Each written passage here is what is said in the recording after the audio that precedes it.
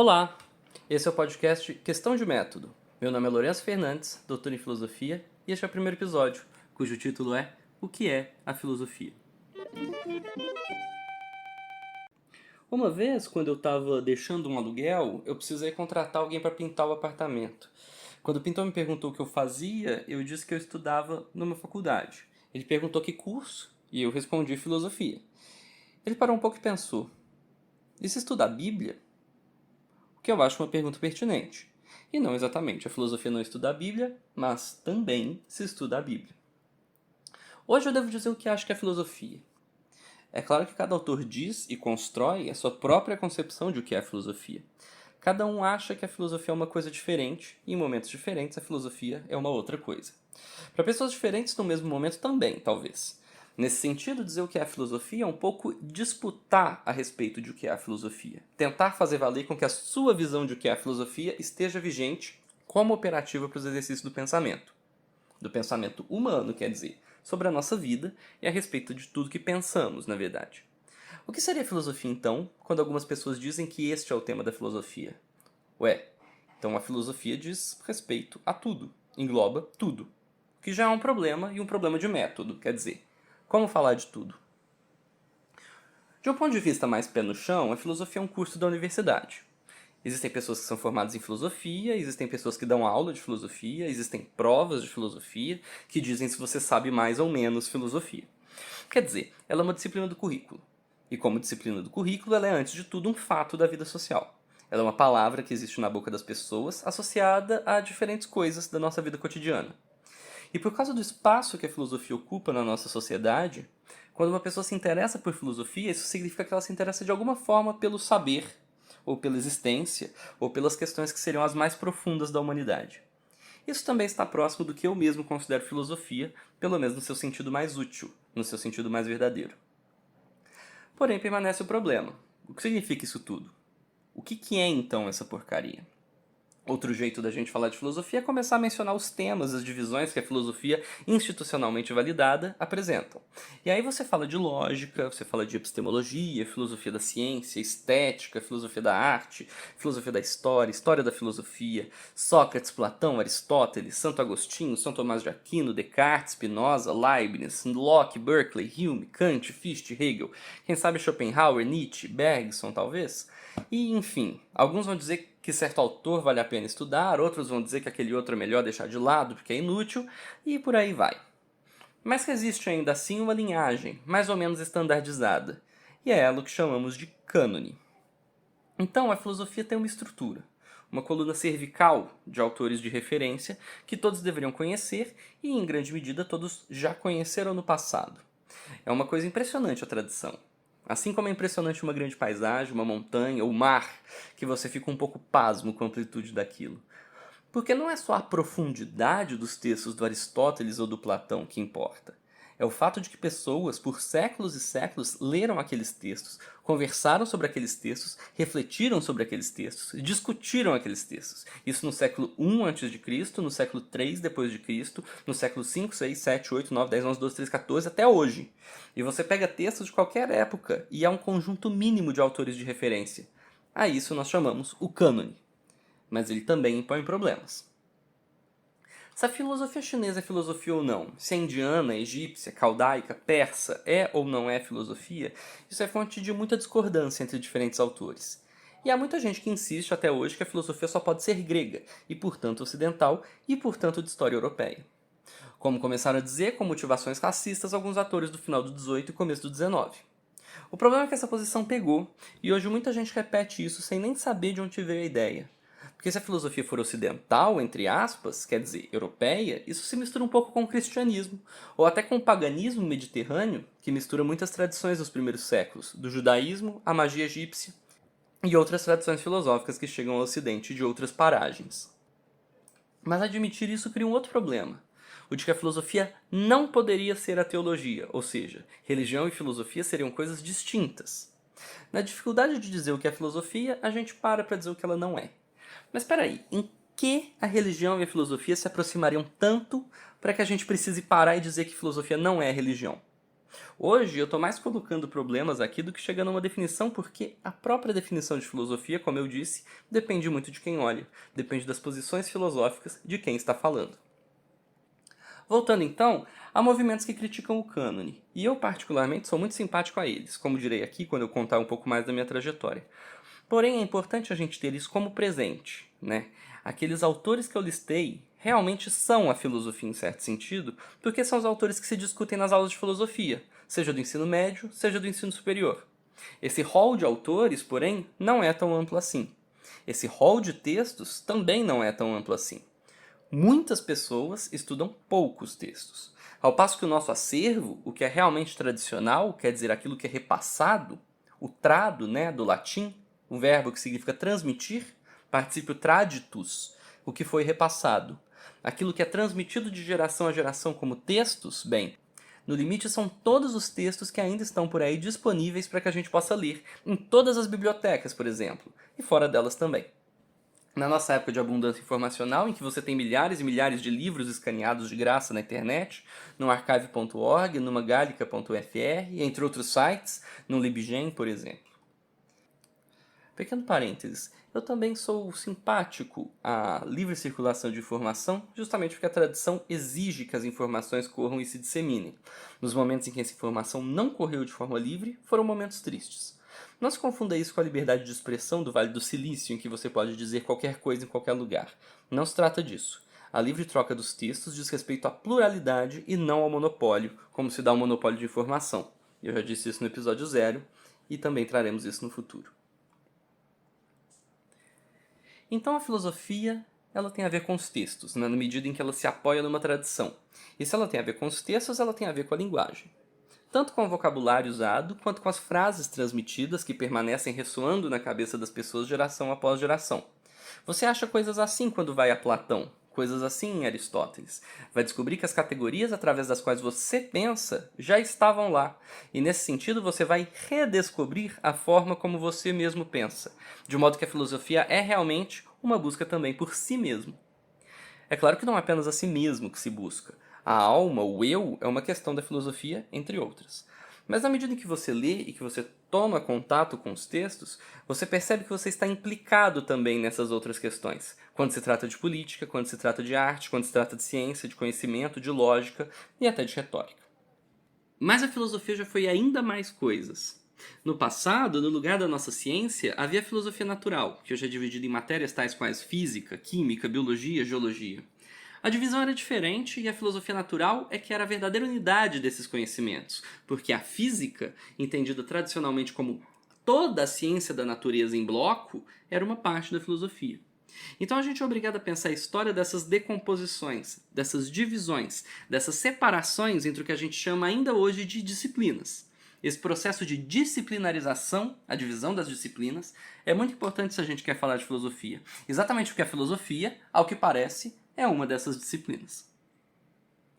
Mas acontece que, ao mesmo tempo, a filosofia já se pretendeu a mãe de todas as disciplinas, e desse ponto de vista, é como se ela fosse todas as disciplinas ao mesmo tempo, ou seja, ela é o global.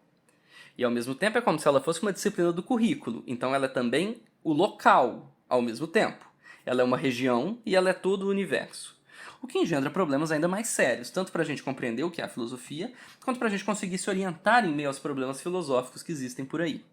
Ainda mais com a proliferação dos livros, com a proliferação das universidades, isso se torna um problema tanto mais grave, tanto mais difícil de equacionar e de administrar.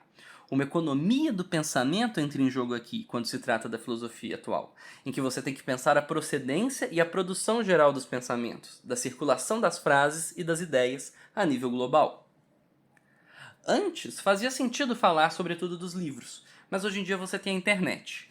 E há muito tempo já que existem rádio e TV. As mensagens elas eram quase todas por escrito, ou no mínimo através do papel, e com isso quero dizer que também eram imagens, desenhos, esquemas, diagramas, que também são importantes. Nesse sentido, a filosofia não lida apenas com as palavras em sentido linguístico, mas mais em geral com os signos de todo tipo, ou seja, com uma espécie de semiótica. Eu acredito que a filosofia está mais próxima de uma semiótica, uma teoria dos signos, do que propriamente de uma lógica. Isso também vai criar outros problemas. Porque ainda assim a semiótica acaba sendo uma disciplina tão geral que falar de tudo acaba parecendo um pouco não saber falar de nada. Mas a minha concepção de filosofia acha que ela se trata de um método, ou pelo menos de discussões acerca de um método.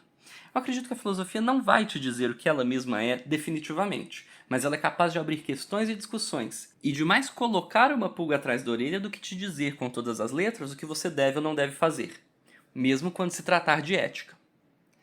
Assim, a gente vai discutir ao longo dos episódios deste podcast um pouco sobre o que é o método e o que poderia ser a filosofia, porque parece um pouco óbvio que quando se fala em filosofia, se fala também nos filósofos. Portanto, eu pergunto, a filosofia tem algo a ver com a autoria? Mas será que tem a ver de fato com o que é autoral ou será que tem mais a ver com os textos em si mesmos? Acredito que seja essa última resposta que vale. A filosofia está nos textos. Mas seria qualquer texto ou só aquele texto que é anexado com um rótulo de título e com um rótulo de autoria a um autor que se diz filósofo? Nesse sentido, a filosofia, para aquela pessoa particular que decide estudar filosofia, ela é mais uma busca do que um conteúdo particular que você possa efetivamente saber. Quando a gente fala que você tem que saber filosofia para passar no vestibular, por exemplo, é claro que o que você tem que saber aí é uma forma padronizada de certas teses, de certos autores e de certas atribuições e proposições de que você não pode se esquecer. Você tem que assimilar e guardar como suas. Mas essa seleção, ela é particular, quer dizer, ela é cultural e histórica, mesmo que criada pela tradição e por gerações e gerações que se releram reciprocamente, quando elas são contemporâneas, evidentemente. Não me leve a mal, eu acho que o cânone ele tem uma razão de ser e ele está ali tentando cumprir uma função que é, afinal de contas, nobre.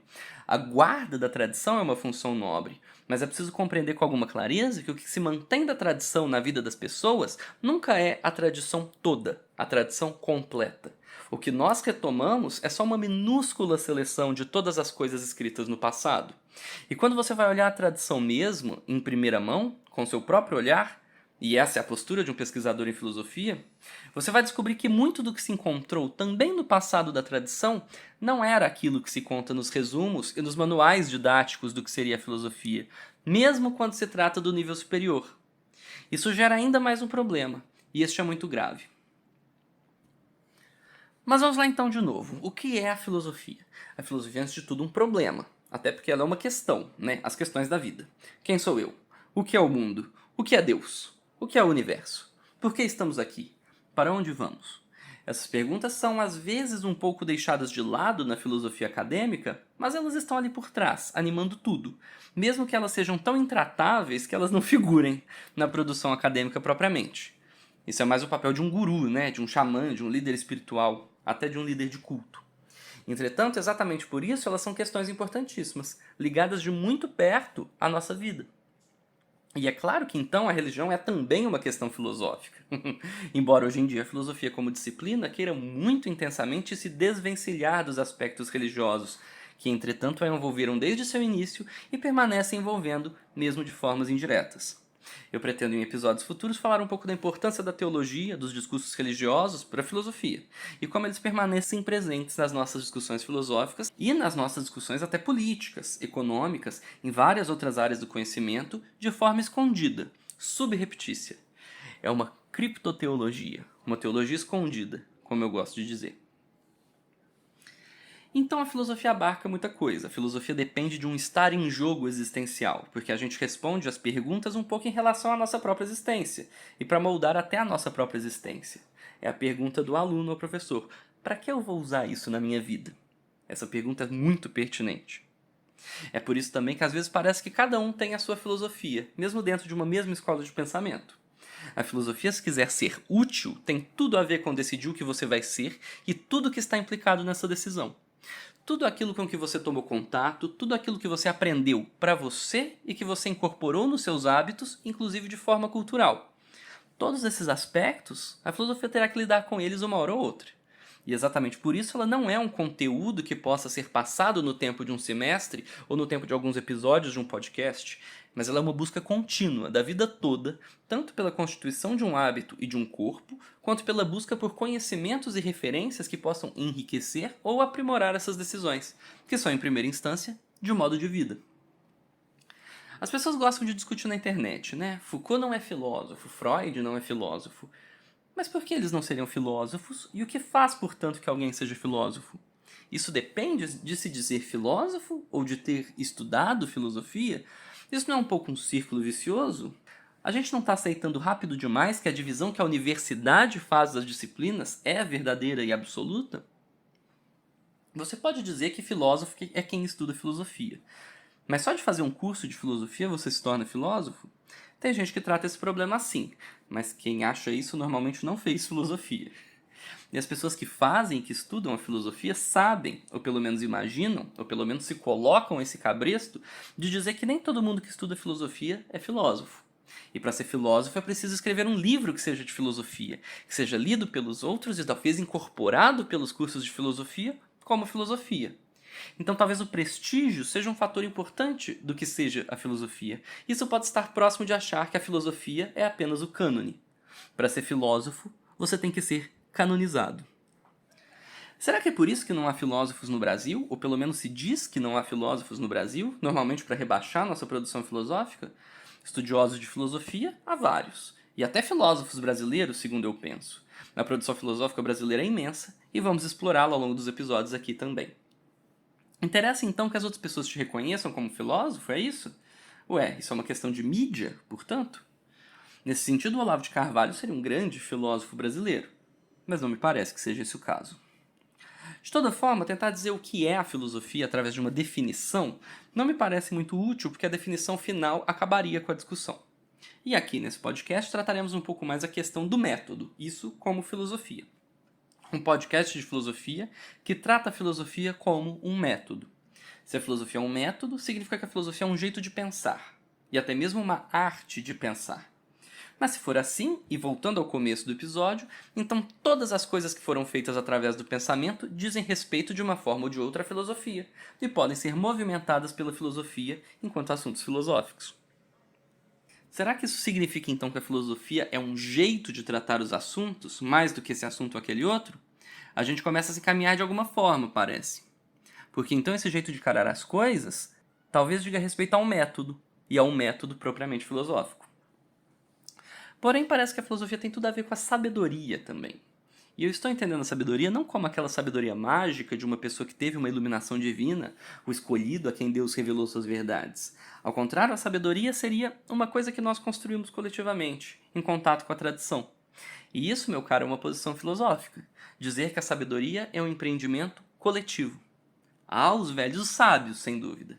Mas o que faz de um velho sábio um sábio é que ele seja capaz de movimentar e de reconhecer os conhecimentos que lhe foram transmitidos. O sábio também foi criança. O sábio também aprendeu. E o sábio juntou aquilo que ele conhecia. O sábio gravou aquilo que ele considerou mais importante e tirou daí lições de vida que ele depois transmitiu aos demais. Mas, ao mesmo tempo, o filósofo é um autor que tem prestígio. Só que ele deve obter esse prestígio como guardião de uma tradição, de um corpo de conhecimentos que vai além dele. A filosofia, portanto, tem algo a ver com a tradição. E a tradição se transmite nos textos e ao conhecer os antecedentes históricos das ideias que a gente usa. Portanto, conhecer a tradição tem muito de filosofia. Mas sabe o que tem muito a ver com a tradição também? A religião, ué. Mas a gente vai deixar isso para outro dia. Esse foi o primeiro episódio do podcast Questão de Método, a respeito de o que é a filosofia. A gente ainda vai falar um pouco mais da filosofia como disciplina do currículo nos próximos episódios. Se você gostou, compartilhe, comente, avalie e fale com seus amigos sobre ele. Eu também dou aulas de filosofia e de latim. Quem quiser pode me achar no Instagram, filosofia com Lori, com Y, e no Twitter como LoriNY, ou por e-mail no lorenzofnsilva@gmail.com. Estes e outros links você encontra na descrição do episódio. Muito obrigado e até a próxima.